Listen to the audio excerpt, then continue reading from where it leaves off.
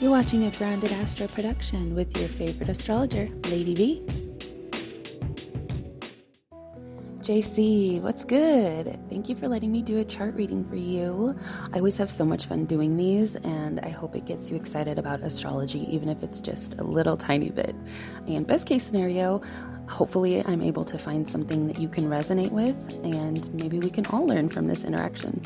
So when you come to the end of the video, please let me know your most detailed and honest feedback about the quality, the visuals, what I covered, how each topic is covered, what specifically you related with, what you didn't relate with, just an overall but detailed experience of your reading. I would appreciate it so much. It helps me further hone my skills so I can offer even better and more sophisticated help and healing to other curious souls such as yourself. So I know that you said that you weren't sure about what topic we should cover, which I completely understand. It can be really overwhelming. So I thought long and hard, and I decided that I'm going to do an ascendant or rising sign reading for you.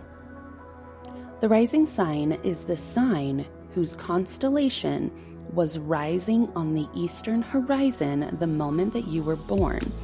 It sort of represents the mouthpiece of your chart. The rising sign can also relate to physical features for most people because it represents how the world sees us and how we initially react to and interact with the world around us. It's that first impression. So for some people, it can actually even mention how their actual physical birth was with their mother. Just as a side note, the words ascendant and rising are interchangeable, so I'll be using both throughout this reading, but they just mean the same thing, just so you know. I don't want to confuse you. The rising sign is the first thing that people notice about us, like I said. You could think of it like this. If you were a house, your rising sign would be the outside of your house, the color of the paint, the condition of the roof, how well kept the yard is, how clean the windows are. People drive by or walk by, they see the outside and they judge it positively or negatively just based on that first impression, just from what they see. But they don't really get to know what the house is like on the inside. So then they just, happily go on their way. Your sun sign would be like the living room inside your house. That's where people can come to hang out, warmly gather together, and then go on their separate ways. Parties are great, but usually people bring their best selves to parties, not necessarily always their true selves. So this isn't always our most genuine expression. The sun is the ego, not necessarily the heart. So people get misjudged on their sun signs all of the time. And then finally, the moon is like the bedroom. Not a lot of people are entrusted with getting to experience that intimate, deep, private part of you. So if the ascendant is how people see you and initially react to you and you to them, or including the environment you're in, the world around you, what's indicated in your natal chart is, like we've gone over before, your natal chart is essentially like a picture of the sky, the circular sky, the moment that you were born. And so all of the planets, all of the luminaries, and luminaries are like the sun and the moon and things like that. They reflect light. And as we know, the sun creates light. So the luminaries and planets are all scattered throughout your natal chart, and it looks kind of haphazard. Everything within your chart, including the planets, the luminaries, other astral items like asteroids and things of that nature, they're all within a certain number of degrees of each other on the wheel. And particular degrees create what we call a hard aspect or an easy aspect between those two items that we're looking at. And what I'll do for your reading, since I'm doing an ascendant reading for you, I'm going to dissect each one of the aspects, the easy and hard major aspects between your ascendant sign and the other things that it touches on your chart, if that makes sense. Everything that you see here A lot of times when people say they don't resonate with their astrological sun sign, I think it's because that's such a small part of the natal chart as a whole. And arguably, at least to me, the rising sign is one of the most, if not the most important parts of the chart, because it determines the houses. And the houses are just the 12 evenly divided sectors within the 360-degree wheel. So each house represents something in your life, a stage in your life, how you are at work versus how you are at home versus how you were when you were a child. All of those things are designated to a house. And the original wheel, if it was just a 0 degree starting at the very beginning, as most people know, Aries is the first sign of the zodiac. And so it also starts the zodiac wheel, and it rules the first house. And then Taurus rules the second house, Gemini rules the third house, and so on and so forth until you get through all 12 signs and all 12 houses. So each one of those houses has a different kind of energy. If you divide the natal chart into 4 equal parts, you can think of it kind of like this. There's 3 sections in each quadrant, right? The energy from the beginning of that quadrant to the end of that quadrant. So from, for example, houses 1 to 3, the energy in house 1 is initiating energy. It's very much about starting projects. And so is the 4th house and the 7th house and the 10th house, because they begin each quadrant of the wheel. Now the 2nd house, 5th, 8th, and 11th are sustaining houses. They keep that energy going. They have staying power. This is where the fixed signs are, and I'll mention this again later on. And then we have the 3rd house, 6th house, 9th house, and 12th house, which have a completing type of energy there. So they complete the projects. They are flexible houses. They are not stuck in one way of thinking or one way of doing things. So that's kind of the way that the energy flows through the chart. And that's how you can look at your chart. Your first house and the signs and planets, or excuse me, the sign and then any planets or anything that are there, that's where your initiating energy comes from. Now, the first 6 houses of the natal chart are personal houses, and they deal with areas of life that relate directly to our personal experience of life and how we grew up. And then houses 7 through 12 relate to how we view the world and how we find our place within it, within the collective. The first house is the most personal house, and then that gradually fades as we go from house to house over the entire wheel. So your rising sign is Scorpio, and Scorpio is ruled by Pluto, and together they rule the 8th house of depth and intensity. The 8th house and Pluto are all about intensity, perceived control, but also realizing we actually don't have control. They rule difficulty, sex, taxes, shared resources, crises, death, deep desires and longing, mystery and secrecy, all of the things that you see listed here. And you can pause the video to read through that if you like. So it's interesting to note that Scorpio is depicted by the scorpion, right, which can be poisonous if provoked, and the surface of planet Pluto is really, really toxic. So people sometimes consider Scorpio energy at the surface level when they first encounter it, they consider it to be toxic. But I think it's just misunderstood. It's not easily deceived or manipulated, and it doesn't typically wear its heart on its sleeve. Unless, Mercury or Jupiter share space together in the first house, which yours don't. Jupiter expands everything it touches, and then Mercury is about communication. So when they're close together on the chart, it indicates someone who likes to talk a lot. So yeah, and the most people think of that in a negative sense, the toxicity of Scorpio energy.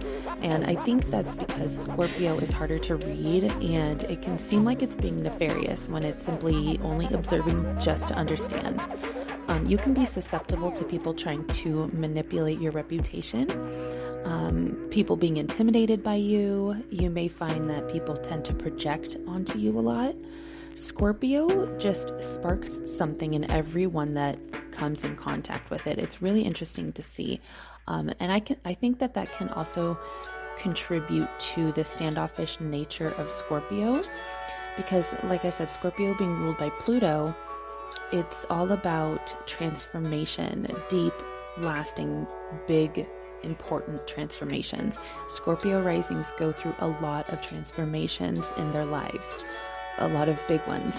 And, Pluto represents a breaking down to build back up. That's the theme. And you'll probably hear me say that again throughout this video. But once Scorpio sinks that tail into its prey, this energy can get really attached, and it typically has a deep fear of being alone, because that means no collaboration, no one to try to crack Scorpio's code and, discover their secrets and dive into their oh so deep waters. Scorpio, I think, wants to be figured out, but not by just anybody. It's like a coy, shy energy that won't say it out loud, but they really want to be studied. Scorpio is water, after all, and all water points to prominent emotional nature. So, Scorpio is the only water sign that's fixed. And, like if you remember, I mentioned in the aspects, the energy flow from one house to the next within the chart. Scorpio is a fixed sign, so it's got that staying power, but it's also stubborn. It's also set in its ways.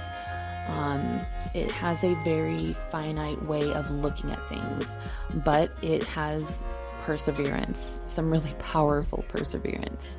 So Scorpio does really like to have fun, but it's so deep and intense because of that fixed modality. So it's got that sustaining and unyielding type of energy like we talked about.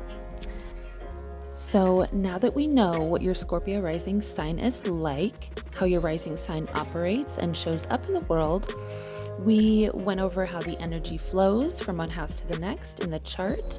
And now we're going to go back to your chart, and I'm going to dive into those aspects that I mentioned before. The only thing is I cannot get to Lilith today in this reading because I don't have time, and there is another part of your chart, your aspects to Pluto itself, because it's your chart ruler, and so those aspects are important to look at. But like I said, I am crunched for time, so I won't be able to go over that today. But I'll put my Google form in the description box below, and you can order another reading if you want more information. So the major easy aspects are the little blue symbols that you see on the table, and the major hard aspects are the little red ones. When planets and other things aspect each other easily, there's a flowing energy where things just happen. But this isn't always positive because, if someone finds it easy to access their asshole energy, that's not exactly a good thing, you know what I mean? So easy aspects only signify an easy flowing energy. Hard aspects may not make day-to-day life simple, but there's so much room for growth there, so that it ends up working in your favor and making you an even stronger and more well-rounded person than maybe an easier aspect would have been. Just a little food for that, It's like the age-old saying, like, things that are worth having are worth working hard for. So when you have a lot of challenges like that in your life, you have to learn a lot to overcome them. So, you can let those things defeat you, or you can build on them and make something beautiful out of them. So here we have these aspects that are circled, and I'll go one by one, and I'll try to make it very simple and easy to understand. So first up, we have the aspect of your sun trining your ascendant. So remember, the trine just means that there are 120 degrees of separation between your ascendant and your sun sign in this case. So we know what the ascendant sign represents. Let's talk about what the sun represents. The sun rules the fifth house of Leo, and I'll just quickly put up my little cheat sheet here, and you can, again, pause the video to read through this if you need. This is everything the sun represents in your chart. It's not an all-inclusive list, but it gets the job done. So the energy exchange here between your sun and your ascendant is a positive exchange.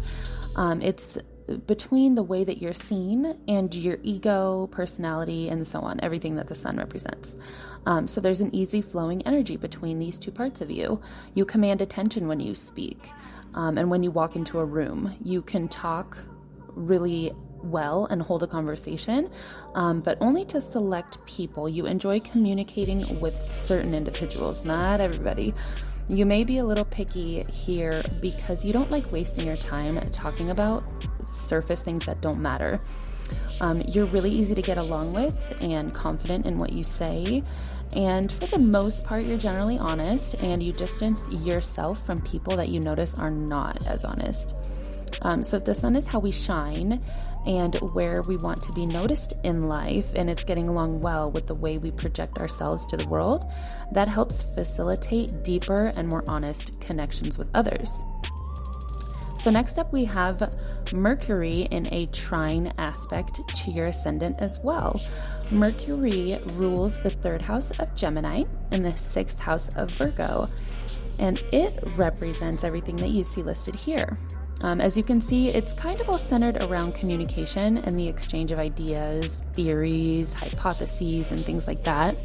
Mercury is always really close to the sun in everyone's charts because of the view of both Mercury and the sun from Earth. So from our view, they're always really close together. And this goes to shed light on how quick-witted someone is, how fast thoughts materialize from the brain to the mouth. Your Mercury and Sun get along really well in your chart, but they're a decent number of degrees away from each other, which just indicates that you can take your time thinking about what you're going to say before you respond to someone or something. Your Mercury planet is in your fifth house of romance, love, creativity, children, hobbies, joy, fun and games, risk, performance and drama, attention that you give and receive. This is the original house of Leo and the Sun. So your particular fifth house is being ruled by Pisces. So remember, it's like a mixture of Pisces and Leo energy here. Because like we went over, Leo rules this house originally, but Pisces rules your house. So Mercury doesn't really like to be in Pisces because usually with communication, you want to be clear, and Pisces can be kind of delusional. It's ruled by Neptune, okay? And Neptune is kind of shape-shifting. It's not stable or grounded by any stretch of the imagination. It represents dreams and things like that. So Pisces can be, when it comes to communication, we can tend to be a little bit misunderstood, if you will. I have my personal Mercury in Pisces as well, so I understand sometimes how hard it is to put thoughts into words. You know what I'm saying? So communication can get jumbled here, but like I said, it's just one of those things that you kind of have to work at. And at the end of the day, all of this mercurial energy is coming into a positive aspect with your rising sign. So that's great. Just like I mentioned before, you can hold a good conversation when and with whom you want to. And what you need to see in order to respect someone is passion. Someone must have passion for you to respect their hustle. You can't stand when people are humdrum and dull about their drive. The whole limp noodle energy is not what you're about. So you're fierce in your career drive, and you can be somewhat emotionally motivated in and attached to your long-term goals. So the next aspect in line is your rising sign opposite your Mars. Now, we're not looking at the aspects to Pluto, but since Pluto is so close to your rising sign, and since it's in the house of Pluto, Scorpio is ruling your first house. So Mars and Pluto are essentially going head to head, opposing each other on opposite ends of your natal chart. And in mythology, Pluto, which, like I said, is your rising sign ruler, Pluto's regarded as the lord of the underworld, and Mars is regarded as the god of war. So, like I said, in your chart, these energies seem to be clashing a bit.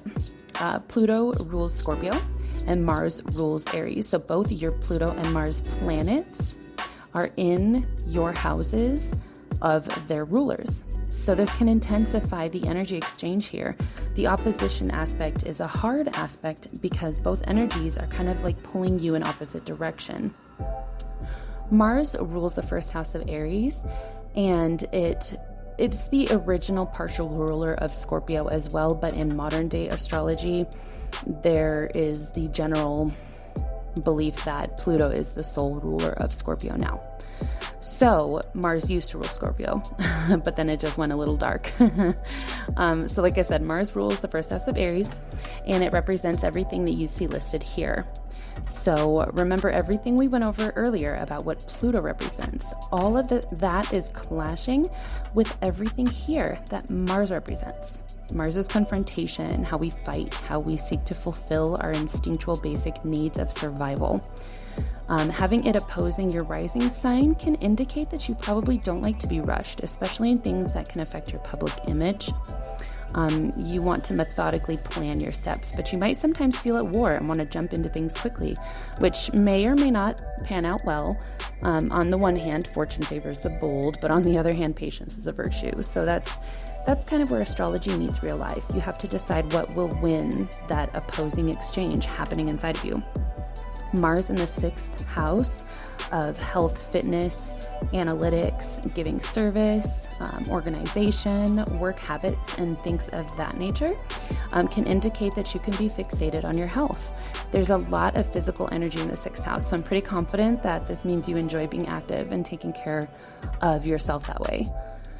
Mars and Pluto clashing can sometimes mean combative relationships with other people, but your Venus and Pluto are in a sextile aspect to each other, which I'm not going to go over in too much detail, but overall it typically indicates a sweet getting along in your friendships. Some people might consider you competitive with the Mars position there, and the opposing energy between your Mars and your rising sign may be indicative of having difficulty walking away from a challenge or a competition. You have the potential to dissipate your energy into things that aren't productive for you. Mars is really impulsive, so you can capitalize on those big spurts of energy when they come to be really productive. Mars in the 6th house also indicates a workaholic, so watch out there. The 6th house is the house of Virgo. So think archetypal Virgo energy. I'm a Virgo rising, and serving people is like my number one priority. People know me for how hard I work and how dedicated I am to things like that. So Virgo is also extremely intelligent. Like I said, incredibly hardworking. They're the type to show up before everyone gets somewhere and then leave after everyone's long gone. Mars is physical energy, getting things done with the body. It's a very go, go, go energy.